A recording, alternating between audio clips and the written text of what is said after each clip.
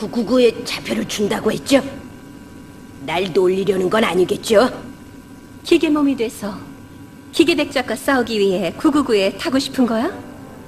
메텔은 하록 선장과 에메랄다스에 대해서 알고 있죠? 은하철도 999는 일본 만화가 마츠모토 레이지가 창작한 작품으로 그의 공유 세계관인 레이지 버스의 중심에 자리 잡고 있습니다. 은하철도 999로 알려져 있지만 일본에서는 999라고 불리는 이 작품은 김국한 선생님의 주제가로도 국내 팬들에게 친숙합니다. 1977년 주간 소년킹 만화 잡지를 통해 연재를 시작했으며 1978년 TV 애니메이션으로 제작되어 오랜 시간 동안 다양한 매체를 통해 확장된 마츠모토 레이지의 대표작입니다. 마츠모토 레이지의 예술적 세계관 형성에는 그의 어린 시절 경험이 큰 영향을 미쳤다. 제2차 세계대전 중 미국의 B-29 폭격기와 다양한 군용기들을 목격한 경험은 후에 그의 작품에 등장하는 우주선과 기계적 요소들의 디자인에 반영되었다. 특히 그의 아버지가 육군항공대 소속 조종사로 질풍 전투기를 타고 연합군과 싸웠다는 사실은 그의 작품에서 자주 다루어지는 전쟁과 인간 갈등의 주제에 깊은 영향을 준 것으로 보인다. 초등학교 시절부터 만화에 관심을 가졌던 마츠모토는 가까이 겐지로와 함께 큐슈 만화 연구회를 결성하여 동인지 큐슈 만화를 이끌었다. 고등학교 1학년이던 1954년 꿀벌의 몸으로라는 작품으로 데뷔했으며 1960년대에 소년지와 청년지에 진출했다.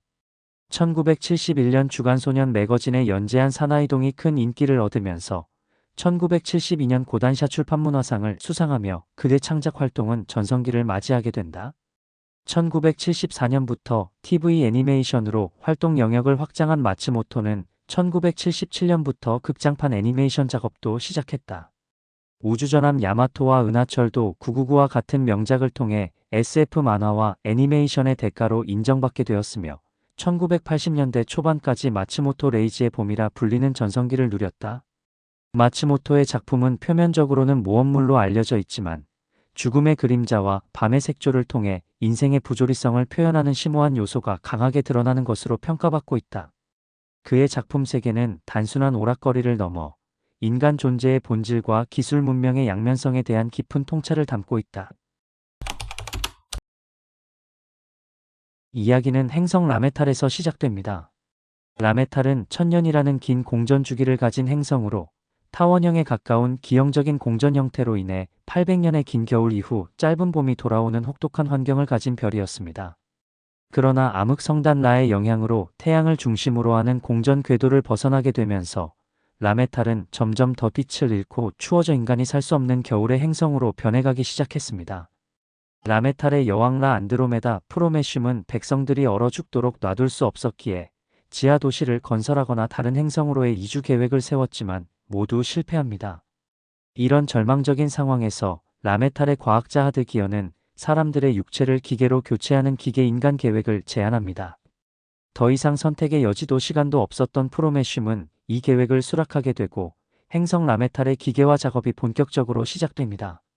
그러나 멀쩡한 육체를 기계로 교체하는 일에 대한 백성들의 거부감과 두려움은 당연했고 이는 기계-인간 계획에 대한 거센 저항으로 이어졌습니다.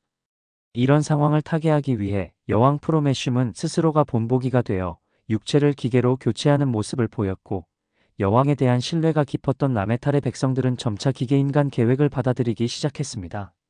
그러나 기계인간 계획은 사실 하드 기어의 야망이었습니다.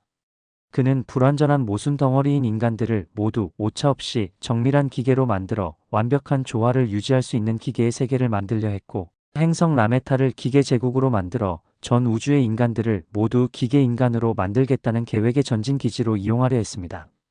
하드 기어는 기계인간이 된 여왕 프로메슘을 흡수하려다가 오히려 역으로 흡수당하게 되었지만 하드 기어를 흡수한 프로메슘은 그의 의지에 영향을 받아 결국 라메탈의 기계 제국을 세우고 전 우주의 인간들을 기계인간으로 만들기 위한 계획을 본격적으로 가동하게 됩니다. 기계인간이 되어 자신의 인격을 완전히 잃어버리기 직전 프로메슘은 자신이 점점 인간성을 잃어버린 괴물이 되어가고 있으니 자신의 두 딸을 라메탈에서 탈출시켜 힘을 키워 훗날 자신의 폭주를 막아야 한다고 말합니다. 이렇게 라메탈을 탈출한 프로메슘의 두 딸이 바로 메텔과 에메랄다스였으며 이들이 라메탈을 탈출할 때 이용한 것이 바로 은하철도 999호였습니다. 라메탈을 탈출한 메텔은 프로메슘의 기계화 정책으로 인해 가족과 소중한 사람들을 모두 잃게 되어 기계인간과 프로메슘에 대한 강한 증오심을 품게 됩니다. 그녀는 복수를 위해 강한 의지를 가진 용기 있는 소년 나스카와 함께 프로메슘을 쓰러뜨리기 위해 라메탈로 돌아옵니다. 한편 캡틴 하록의 버금가는 해적으로 성장한 에메랄다스 역시 어머니였던 프로메슘을 찾기 위해 아무도 모르게 라메탈에 잠입해 있었습니다.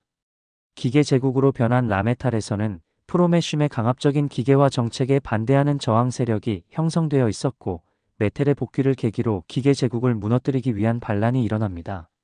프로메슘의 기계 제국은 내부에서의 반란과 외부에서의 캡틴 하록의 공격으로 무너지게 되고 프로메슘은 자신의 딸인 메텔과 에메랄다스의 손에 쓰러지게 됩니다. 그러나 프로메슘은 죽지 않고 살아남아 공격 위성에 자신의 정신을 동화시켜 라메탈을 되찾기 위한 준비를 시작합니다. 메텔은 살아있는 인간을 이용해 만든 부품을 선호한다는 프로메슘의 특성을 이용해 스스로 위성의 부품이 되어 내부에서 무너뜨릴 계획을 세웠지만 이 사실을 알게 된 나스카가 대신 그 역할을 맡게 되면서 프로메슘의 계획을 막아내는 데 성공합니다.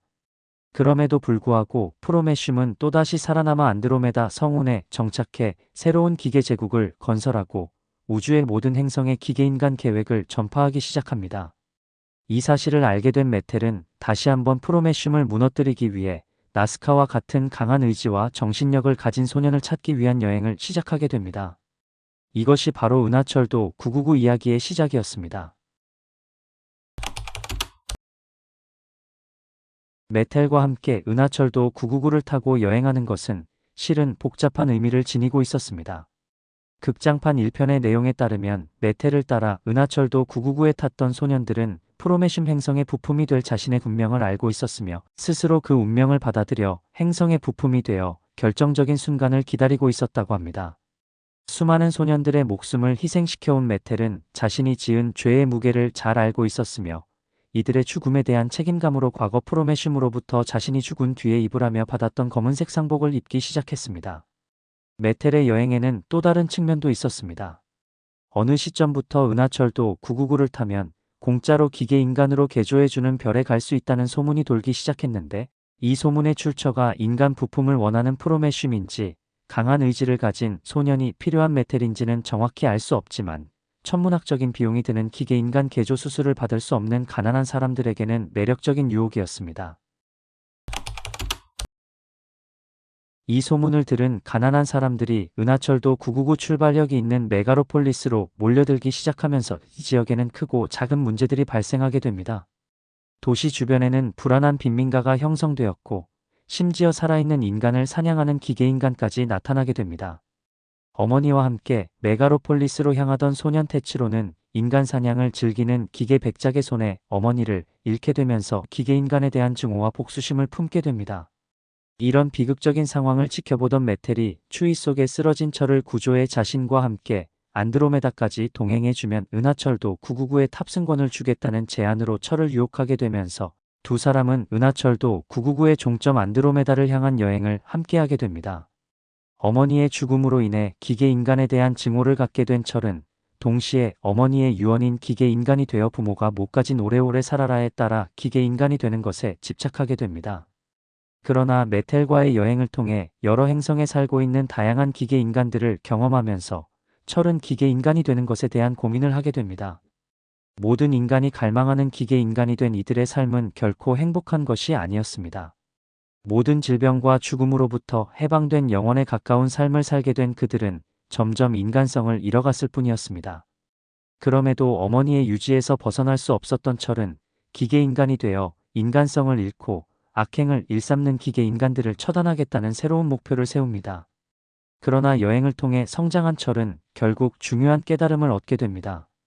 기계인간의 영원에 가까운 삶에 비해 인간의 유한한 삶이야말로 짧은 만큼 소중하고 가치가 있다는 것, 인생의 가치는 오래 사는 것이 아닌 살아가는 과정과 어떻게 사는지가 중요하다는 것을 깨닫게 됩니다. 이러한 깨달음을 통해 철은 기계인간이 되길 포기하고 세상을 기계화시키겠다는 야망을 가진 프로메슘을 메텔과 함께 무너뜨리는 데 성공합니다. 그렇게 철은 은하철도 999를 타고 함께 여행하면서 수많은 역경을 극복하고 잊을 수 없는 추억을 쌓은 메텔과 이별하게 되면서 은하철도 999의 긴 이야기는 마무리됩니다. 오랜 시간 동안 메텔이 다른 열차를 타고 철을 떠나는 엔딩으로 인해 메텔의 정체에 대한 다양한 해석이 존재했습니다. 어떤 이들은 메텔이 눈앞에서 어머니의 죽음을 목격한 철의 정신 분열이 만들어낸 환상이라고 주장하기도 했습니다. 초기에는 메텔에 대한 이미지가 소년을 성장시키는 몽환적인 여인이라는 긍정적인 이미지였지만 시간이 지나 은하철도 999 관련 다른 작품들이 공개되면서 메텔이 프로메슘을 타도하기 위해 어린 소년들을 희생시켜온 사실이 밝혀지게 됩니다. 철을 떠난 메텔의 행동은 프로메슘을 없애기 위한 메텔의 싸움이 아직도 현재 진행형이었기 때문으로 해석됩니다. 만약 우주 교양 시 메텔에 등장하는 것처럼 프로메슘을 무너뜨린 나스카처럼 철도 기계 인간에 대한 거부감과 적개심 또는 복수심을 갖도록 만들기 위해 메텔이 기계 백작을 이용한 것이라면 메텔은 철에게 씻을 수 없는 죄를 지은 것이기 때문에 두 사람이 함께하는 엔딩은 사실상 어려울 수 있습니다. 또 다른 이론으로는 프로메슘이 기계 백작에게 사주했다는 이야기도 있지만 그건 역시 자신의 어머니가 철의 엄마를 죽인 것이 되기 때문에 별반 다르지 않은 상황입니다. 어느 쪽이든 두 사람이 함께하는 엔딩은 어려울 것으로 보입니다.